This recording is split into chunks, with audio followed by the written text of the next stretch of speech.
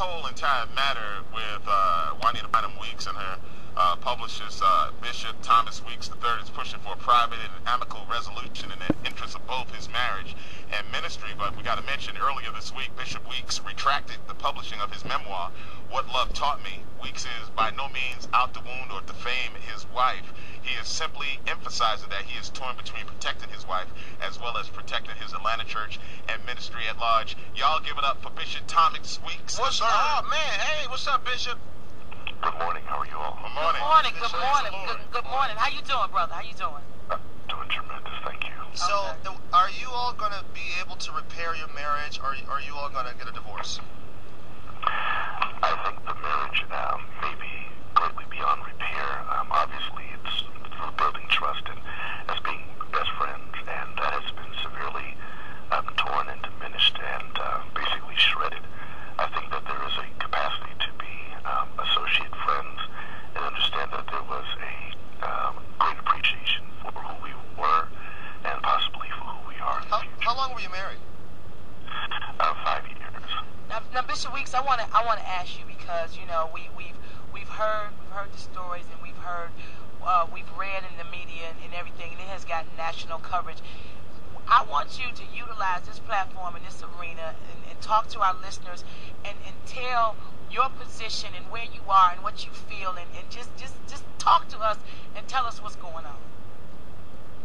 Well, I came out 2 weeks ago to share my heart, as I heard briefly, about the book, my memoirs of What Love Taught Me. I've been raised as an empowerer. I've been groomed from 9 years old to be an entrepreneur, from the age of 17 to be a pastor and minister of the gospel. At 26, a mass comm area, at 30, an internet guru and businessman. Now at 40 years old, the last 10 years of my life, I've been building people, especially when it comes to relationships with single and married couples, through a book, I'll love you, through 5 conferences that we've held nationally and internationally around the world. This, of course, comes as a great disappointment to me, that my private marriage goes extremely public, relied on something that was conjectured and conjured. I think that more facts and truth have come out in the last few days since the incident over 120 days ago, about a timeline that was not consistent, about manipulation of some kind of alleged abuses to go up on a gossip website before she ever gets to the hospital, and a whole lot of things. Well, why would your wife have to go to the hospital? I mean, aren't you a man of the cloth? Why are you beating down your wife?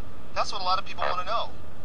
I have never hit, I've never kicked, I've never choked my wife, ever. So all this is a lie that was conjured up? She's lying? I'm going to give you the facts, and when I give you the facts, Is that a yes or a no? Is she lying? It's very simple. Yes or no, is your wife lying about you physically abusing her? from what she's put in paper and what she says. I don't care about what she's put in paper. I'm just asking, yes or no, did you touch your wife in an aggressive way on the day that she says you beat her up? You could tell us if you just put her in the headlock and gave her a couple knuckles. Not at all. See? So all of this is blown out of proportion. This is what you're telling us this morning. I'm telling you that it's extremely blown out of proportion. If I told you... What happened? Yeah. What happened? You have read the incidents already. We read the incidents, but you got 1,600 members who have left your ministry and have sided with her. Now, do you think this is just a woman thing? You think that this is just a way to get you more or less out of what you say God, has chosen you to do? You think that this will kick you out of the ministry? Right. And we did read the accounts, but a lot of it was untrue. So we want to know from your perspective what happened on that day. The source. Okay, let me give you a 20-second recap. On June 3rd, 6 months ago today, Juanita stood up in the church and told the church she wasn't coming back. She had already gotten a handful of people that she manipulated out of her own conversation to go with her that were leaders, a few pastors, and she asked 6 of my staff people to resign from this office and from this campus. This ministry had every bill paid that was supposed to be paid. It was flourishing. She woke up and saw this ministry prospering. A month and a half later, she didn't like the fact that after she left, this church was still going on,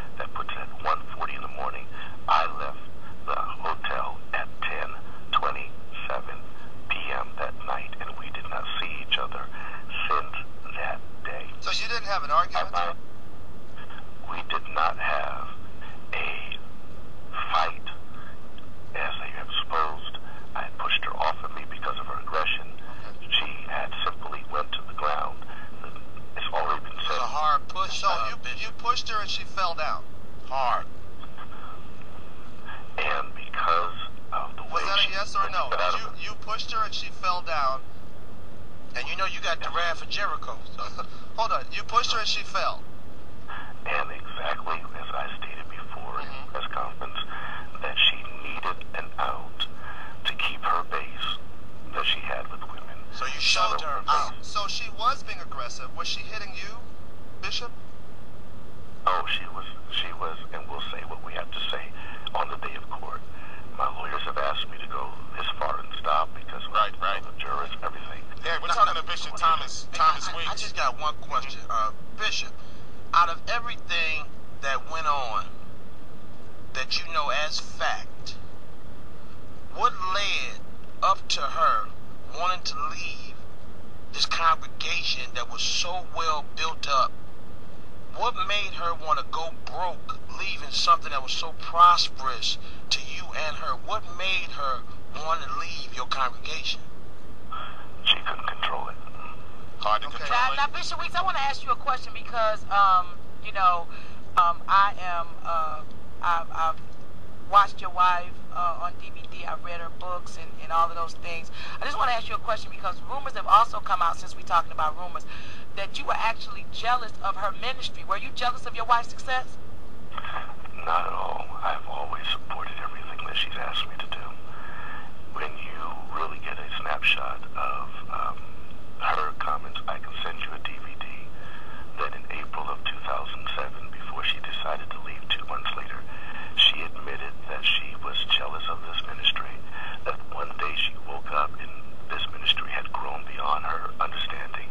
She recognized that I had the discipline, the administrative ability, the business mind to create something great, and though she was Juanita Bynum all the way around the world, she did not have the infrastructure management, and God had to deal with her over her jealousy, and obviously that process was not completely done. Bishop Weeks, I've been sitting back and I've been hearing the story. You mentioned June 3rd, but something deep down inside my gut tells me something's been brewing up way before June 3rd.